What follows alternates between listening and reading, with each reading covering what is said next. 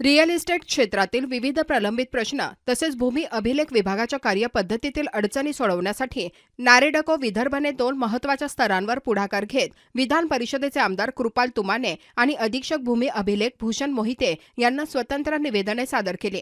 आमदार कृपाल तुमाने यांच्यासोबत झालेल्या बैठकीत राज्यातील बांधकाम व्यवसायाला गती देण्यासाठी आणि व्यवसाय सुलभ करण्यासाठी विविध धोरणात्मक सुधारणांची मागणी करण्यात आली. यामध्ये पार्किंगच्या 6 मीटर उंचीचा, इमारतीच्या एकूण उंचीच्या गणनेत समावेश न करणे, उच्च इमारतीसाठी 30 मीटर उंचीची मर्यादा पूर्ववत करणे, 500 चौरस मीटरपेक्षा कमी क्षेत्रफळाच्या भूखंडांसाठी नियोजनातील सवलती, विक्री खत नोंदणी प्रक्रिया सुलभ करणे, 24 मीटरपर्यंतच्या इमारतींसाठी अग्निशमन विभागाच्या एनओसी बाबत स्पष्ट धोरण जाहीर करणे, तसंच विदर्भ आणि मराठवाड्यासाठी स्वतंत्र महारेरा प्रादेशिक कार्यालय स्थापन करण्याची मागणी करण्यात आली.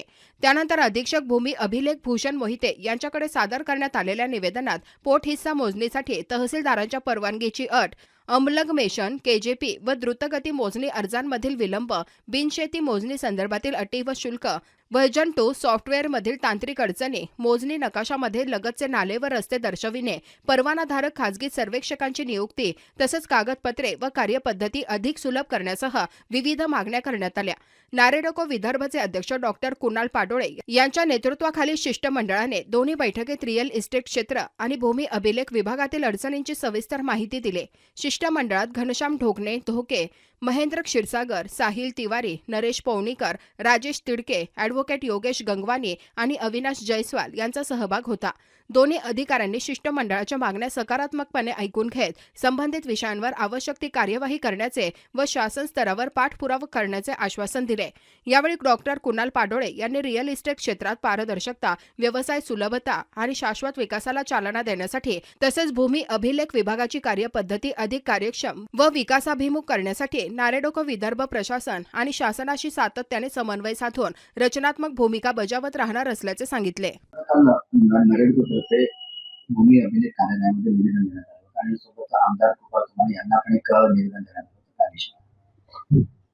काल आमदार कृपाल तुमाने साहेबांसोबत आमची चर्चा, सखोल चर्चा झाली. कारण की रिअल इस्टेट फ्रटर्निटीला किंवा स्पेशली बिल्डर्सला येणारे जे आता प्रॉब्लेम्स म्हणा किंवा इज ऑफ डुईंग बिझनेस करताना जे त्रास होत आहे त्याच्यावर सखोल डिस्कशन झालं आणि आपले लाडके आमदार कृपाल तुमाने साहेबांनी याच्या गोष्टीवर सपोर्ट केला. आता काय आहे की 500 स्क्वेअर मीटरच्या खालच्या प्लॉट्सला ओसी कंपल्सरी करण्यात आली. ठीक आहे, ओसी कंपल्सरी केलीच पाहिजे पहिल्याच हवं, पण अचानक आलेल्या डिसिजनमुळे जे 500 स्क्वेअर मीटरच्या खाली बांधकाम करतात त्यांना खूप अडचणीच्या द्वारे सामोरे जावं लागतं. आमची शासनाला ही स्पष्टपणे मागणी आहे की बाबा तुम्ही ओकुपन्सी सर्टिफिकेट घ्याच, केलंच पाहिजे, त्याच्याबद्दल काहीही त्रास नाही. पण सडनली म्हणजे एका दिवशी आड तुम्ही असंच एक डेलिगेशन देऊन द्याल आणि उद्यापासून सेंट्रीट बंद विदाउट ओसीशिवाय, असं खूप त्रास होईल. त्याच्यामुळे त्याच्या गोष्टीकडे सखोल त्यांनी लक्ष दिलं आणि येणाऱ्या काळात त्याच्यात काहीतरी मार्ग निघेल. आम्ही दुसरं निवेदन असं दिलं की 500 स्क्वेअर मीटरच्या खाली कशा आपण चांगल्या प्लॅनिंग केल्या पाहिजे जेणेकरून ओसीला अडचण न हो. म्हणजे याच्यात युडीपीसीआरला आम्ही एक निवेदन देणार आहे की जेणेकरून 500 स्क्वेअर मीटरच्या खाली आपण एक चांगलं सँक्शनिंग, जसं सँक्शन झालं तसंच बांधकाम केलेलं एक आपण प्रॉपर फ्लॅट आणि प्लॅनिंग देणार आहे. तिसरं म्हणजे आता पार्किंगचा इश्यू चाललेला आहे. पार्किंगच्या इश्यूसाठी प्रत्येक गाळाधारकाला A1 कार 1 टेनामेंट पार्किंग हा विषय घेतलेला आहे. हा विषय चांगला पण आहे. त्याच्यामुळे जसं पुणे महानगरपालिकेला 36 मीटरच्या वर फायर लागतं, तसं त्या अनुषंगाने नागपूर महानगरपालिकेला आम्हाला 36 मीटर नको, आम्हाला 25 मीटर आणि 6 मीटर, म्हणजे 6 मीटर जी आमची पार्किंग असेल त्याच्यावर तुम्ही 25 मीटर काउंट करावं, अशी त्या मागची पार्श्वभूमी आहे. पण याला स्पेशल बिल्डिंगचा दर्जा नको, हे तिसरं निवेदन आहे. आणि आता काय फायरच्या नवीन तरतुदीनुसार 24 मीटर पर्यंत तुम्हाला फायर लागत नाही, ही तरतूद आली. तर हे पण आम्ही निवेदन दिलं की बाबा तुम्ही फायर डिपार्टमेंटशी संलग्न करून संपर्क करून कसं आपल्याला याच्यातून वे ऑफ करता येईल, जेणे इज ऑफ डुईंग बिझनेस या कार्यप्रणालीवर आपण चांगलं काम करता येईल. आणि हे प्रामुख्याने खूप महत्वाचे मुद्दे आहेत. सेल अचानक थांबणे किंवा आखीव पत्रिकेवर नाव न चढणे किंवा या बाकी. आणि रिअल इस्टेट तुम्हाला माहित आहे की रिअल इस्टेट हा जीडीपीला खूप भर देणार आहे. आम्ही एम्प्लॉयमेंट जनरेट करतो, आम्ही वेंडर्सला बिझनेस देतो, आम्ही सगळ्या काही गोष्टी करतो. त्याच्यामुळे शासनाला नम्रपणे विनंती आहे, रिक्वेस्ट आहे, की आपण या सगळ्या गोष्टींकडे तातडीने लक्षपूर्वक बघावं आणि त्याच्यावर काहीतरी सोल्युशन द्यावं. महसूल मंत्री महसूल मंत्री आपल्याच जिल्ह्याचे पालकमंत्री पण आहेत. ज्या संदर्भात काही चर्चा झाली. हां, बावनकुळे साहेब आता पावसाळी अधिवेशन असल्यामुळे त्यांच्याशी पण एक चर्चा झालेली आहे आणि येणाऱ्या काळात आम्ही साहेबांना पण भेटणार आहे. साहेबांनी पण आश्वासन दिलेलं आहे, की साहेब पण याच्यात पॉझिटिव्हली बघेल आणि ईज ऑफ डुईंग बिझनेस करिता किंवा जे नियमात आणि कायद्यात नसेल अशा सगळ्या गोष्टीकरिता आपण वारंवार कसं सोल्युशन काढू या त्याच्यावरची पार्श्वभूमी आहे.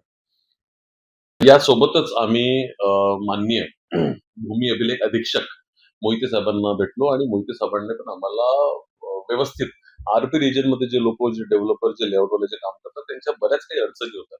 जसं काटोल विभागात तहसीलदाराची परमिशनसाठी लागेल किंवा अॅमलगमेशन कर्ज वपरत याला जे लागणाऱ्या अडचणीच आहे किंवा मोजणी हा खूप मोठा ज्वलंत प्रश्न आहे.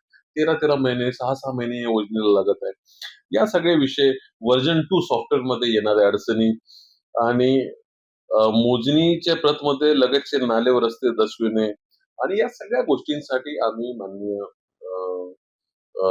टेलर साहेब, मोहिते साहेब यांना भेटलो आणि त्यांनी सांगितलं, की या सगळ्या आम्ही त्यांना एक 10 प्रश्नांचं निवेदन दिलेलं आहे. मी ते सांगितलं, की एक 7-8 प्रश्न तर आपण नियमितपणे याला सॉल्व्ह करू शकतो आणि येणाऱ्या काळात जे आरपी रिजनमध्ये जे लोक काम करतात त्यांना पण याला सोल्युशन एक चांगल्या प्रमाणे अगेन ईज ऑफ डुईंग बिझनेसच्या रूपाने याला सोल्युशन नक्कीच येणाऱ्या काळात मिळेल असं त्यांना रिक्वेस्ट केली आणि असं आम्ही पॉझिटिव्ह नरेडको विदर्भ फाउंडेशनतर्फे पॉझिटिव्ह अपेक्षा सगळ्यांकडे ठेवतो. धन्यवाद.